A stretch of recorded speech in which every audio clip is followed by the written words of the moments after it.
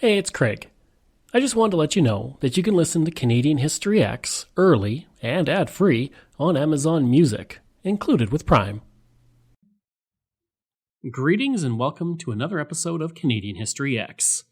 Before I start, I want to mention that I'm doing kind of a pledge drive right now. As you know, I do this full time. I write all the episodes, I research them, and I record them myself out of my home, and my only coworker is my dog.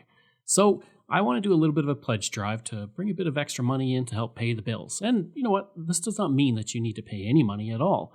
I'm just appreciative that you listen to the podcast, and really that's all you need to do. But if you want to do a bit more, you can donate to the podcast. And to do that, all you have to do is go to canadaehx.com and click donate. Through PayPal, it'll send a donation to me, and the donation can be whatever you want. It can be as low as $5. Anything is appreciated. And if you do send a donation, I'll make sure I thank you on the air throughout my social media, and I'll mention you at the end of the month along with all my patrons and other donators. Like I said, this is a lot of work and I love it, but gotta pay the bills, I gotta feed myself, I gotta feed my dog. So if you want to do a donation, I truly appreciate it. But if you don't, and you just want to listen, I appreciate that too.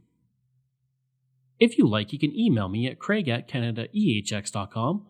You can find me on Twitter. My handle is Craig Baird, CraigBaird, and I'm on Instagram at Bairdo37.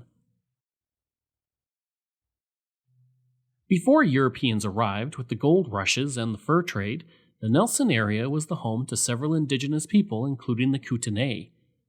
They would trade throughout their Kootenay region and into the Okanagan, but also with the Blackfoot on the eastern side of the mountains who occupied the prairies. This trading network lasted for centuries until it was heavily disrupted with the arrival of Europeans. There were plenty of fur traders, including David Thompson, who came to the area, but they did not stay long. It was not until the discovery of gold and silver in 1867 that settlers arrived and decided to stay. This would begin the slow process of establishing the community of Nelson. In 1886, two brothers named Osner and Winslow Hall left their home in Washington and journeyed into British Columbia in the hopes of finding gold themselves. They would begin to look at Toad Mountain, near present-day Nelson, but they were unsuccessful. Then, while they were fetching horses for the return trip home, they came upon something else, a copper-silver deposit, and from that point, the community of Nelson was born. Beginning in the winter of 1887-1888, around 400 people lived in tents along the creek in what is today the center of the community. G.M. Sproul, the magistrate for the area, then started to lay out a town site, and he would name it Stanley, in honor of Lord Stanley, the Governor-General and creator of the Stanley Cup. The issue was that Harry Anderson, the constable for the growing tent community, already named the town Salisbury. What followed was a feud between those who wanted the town named Stanley and those who wanted it named Salisbury. In the end, the decision was made to call the community Nelson. Not for Admiral Nelson, as some may assume, but for Hugh Nelson in 1888, who was the Lieutenant Governor of British Columbia at the time. By 1889, lumber was being produced in the community and the tents were gone to be replaced with log shacks and frame buildings that started to spring up across the community. At the time, all the ore had to be shipped down to the smelter in Butte, Montana by pack train, boat, and railroad. In 1894, 2 railroads had been built to the community to take advantage of its growing wealth. And in 1895, 2 years after the British Hall Mining Company was formed, a 4.5-mile-long gravity-operated aerial tramway was built from the mine to a new smelter in the community. This would greatly increase the prosperity of the community as 875 buckets of ore, amounting to 10 tons, went down the mountain every single hour. By 1897, the community had grown enough that it could be incorporated with a population of 3,000 people. The local mining activity turned Nelson into a major distribution and transportation center for the entire region, and by this point the community had several homes, stores, hotels, churches, a new school, hospital, jail, fire hall, and the first hydroelectric generation plant in the entire province. Around this same time, Nelson began to develop a thriving Chinatown. The Chinese community in Nelson would develop many thriving businesses in this area, including restaurants, stores, and hotels, as well as laundries and grocery stores. Many others worked as cooks, laborers, and gardeners in the growing community. But sadly, at the time, those Chinese Canadians were heavily discriminated against, and it was not an easy life so far from their home. In 1901, the Sing Chong Laundry would be built, and today it stands as the last remaining Chinese Canadian built and owned building in the original Chinatown of Nelson. That building, which stands to this day, is also a reminder of the vibrant culture that existed in Nelson in that area before it was taken over by new arrivals and the Chinese Canadians were pushed out. The building, which is now the Kootenai Co-op Radio Building, as well as a commemorative stone monument, honors the Chinese Canadians who settled in Nelson over 120 years ago, and in 2016 it was made a provincially recognized heritage site. In 1908, a stunning 4-story stone building would be built in Nelson with an arched entryway, square corner tower, and round turret. It wasn't a castle, but a new courthouse that was built on the location of the original courthouse for Nelson. This grand courthouse is a stunning building, and it showed the importance of Nelson at the time as a center for the legal system of British Columbia. The building still stands to this day and is an incredibly impressive sight to see. It is often called the most beautiful building in the entire city of Nelson, and it is no surprise it was listed as a provincial heritage resource in 1985. The Hill Mine smelter that had helped to fuel the growth of Nelson was destroyed in a terrible fire after someone lit it on fire. This was not the only case of arson that year, with 12 other fires lit over the previous 2 weeks alone. The smelter fire was especially devastating for the community, and it would bring down not only the office and several other buildings, but cause heavy damage to the 200-foot smokestacks at the smelter. One small fire had been discovered by a watchman around noon, and he was able to put it out, and extra guards were called to watch the smelter. Then, at 9 p.m., another fire erupted, and within a few minutes the entire plant was burning, and by midnight, everything had been consumed. The plant was built of timber, and there was no water supply available to fight the flames. And at the time, the smelter had not been used in 3 years, but the loss of such a prominent structure after 2 weeks of other fires hit the morale of the community hard. In all, it was estimated the fire cost $50,000 in damages. As for the other fires over the previous 2 weeks, they included the Nelson Brewery, the home of a Chinese Canadian, the home of the manager of the Hudson's Bay Company store, a homestead residence, stables, as well as the lumber yards, causing upwards of $150,000 in damages, no small amount at the time. The city wanted to catch the person, offering a reward of $500 for information leading to the apprehension of the person. An armed man was also placed at nearly every house in the community, and it was said that everyone was suspicious of fellow citizens, and it was impossible to walk through town without being watched. 2 watchmen were even held up at the point of a gun under the belief they were the arsonists.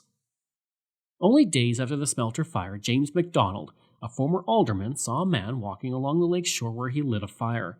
He was questioned by MacDonald and then began to run, and MacDonald gave chase, eventually catching him in the streets of Nelson. The man stated his name was Brownson, and he had just arrived from Spokane. With no evidence against him, he was released and told to go back to Spokane and never return to Nelson. At this point, the fires completely stopped in the community. On November 2, 1917, Robert Hampton Gray was born in nearby Trail, but he would grow up in Nelson where his father was a jeweler.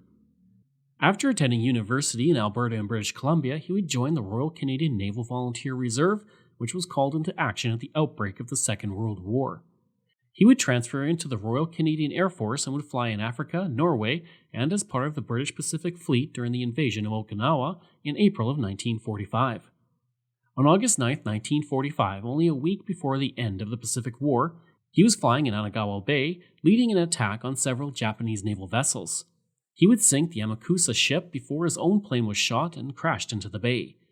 For his bravery in concentrating fire on 5 warships and flying low to ensure success, he was awarded the Victoria Cross.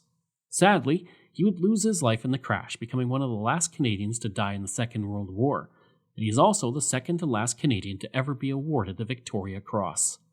Several places, including the Legion Hall in Nelson, are named for him. There is also a memorial to him, the only memorial to a foreign soldier on Japanese soil, at Anagawa Bay.